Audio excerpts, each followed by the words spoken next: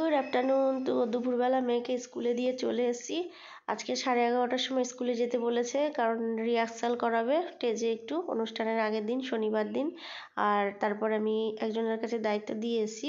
তো তারপর টাউনে এসেছি মেয়ের জন্য একটা চশমা কিনবো জন্য, আর একটা টুপি কিনবো জন্য। তো ওগুলো কিনে নিয়ে এসেছি। আর মেয়ের জুতোটা একটু মানে আটাটা হয়ে গেছিলো, ওটা একটু সেলাই করে নিয়ে আসলাম। তো এসে মেয়েকে খুঁজে পাচ্ছি না, মানে যার কাছে দায়িত্ব দিয়ে গেছি তাকেই দেখছি না এখানে কোথায়। তো আমি তো টেনশানে পড়ে গেছি, মেয়ে কই। তারপরে দেখলাম টয়লেটে গেছে, টয়লেটে নিয়ে গেছে। তো তারপর ফাইনালি আমি খুঁজে পেয়েছি। আর এইদিকে তারপর আমি মেয়েকে নিয়ে এসেছি আখের রস খাওয়াতে। তারপর আখের রস খেয়ে গিয়ে ওই পেছন দিকটায় গিয়ে আমি বসবো। এই যে আমি কিন্তু এখনও খুঁজেই চলেছি। তো এই যে ফাইনালি পেয়ে গেছি, এই দেখো পেয়ে এই যে আখের রস খাওয়াতে এসেছি। মামামকে ডাকছি, মামা মন দিয়ে দেখছে কিভাবে আখের রস করে। ও আবার হাত দিয়ে ঘুরিয়ে একটু দেখাচ্ছে। তো যাই হোক, দেখো ও সানগ্লাসটা ওর খুব পছন্দ হয়েছে, খুব খুশি। পছন্দ এম করে না দাও, এটা রেখে দিই, এটা রেখে দেবো না, নেবা নেও।